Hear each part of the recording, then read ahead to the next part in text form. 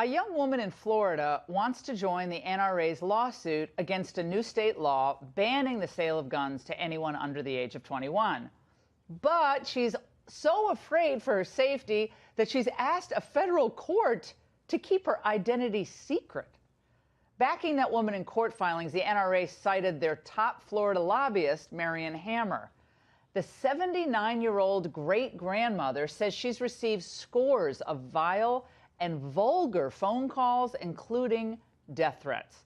This on the heels of NRA spokeswoman Dana Lash and Washington NRA lobbyist Chris Cox saying that they and their families have been harassed at their homes. Let's debate these tactics with radio talk show host Chris Hahn, a former aide to Senator Chuck Schumer, and Grant Stinchfield, who is the host of Stinchfield on NRATV. Gentlemen, it's great to see you. Grant, let's start with you. I know you're familiar with some of these tactics. And look, I have to say, both sides on this issue can be really bad on social. I mean, social media has just devolved into the worst. I mean, people take things the wrong way, or people say things they never say in person. So both sides do these things. It is ironic, however, that the group that claims to be for love, peace, and harmony does seem to inspire some of the vilest of the threats, and you've experienced them yourself. You know, I have, Laura. I get death threats almost on a daily basis. I believe most of them are keyboard cowards, and I don't put much stock in it. But it only takes one nut job, and certainly you see what happens to leadership at the NRA. But it's not just leadership there and people I work with. These are conservatives. Anybody that has a loud voice in this nation is being targeted.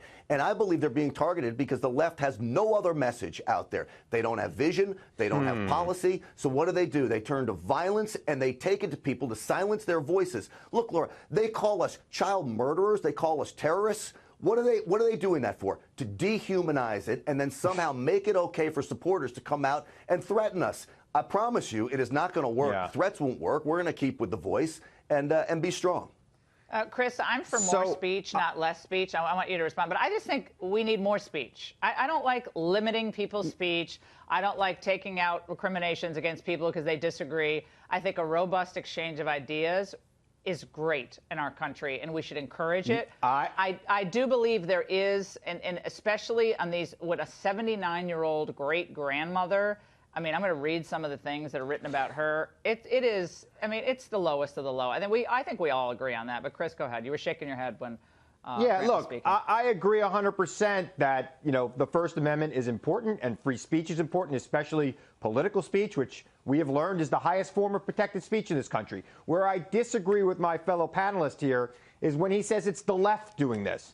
People who make these kinds of threats are crazy, whether they are on the right wing crazy or on the left wing crazy. They are not part of any mainstream movement. They are not part of any political party or any real ideology. They are mentally disturbed. And, of course, many of them are keyboard cowards. Look, I get horrible things said to me all the time. We talked about this last week, Laura. But that doesn't stop me from talking. It shouldn't stop Marion Hammer from talking, even though I disagree with much of what she stands for.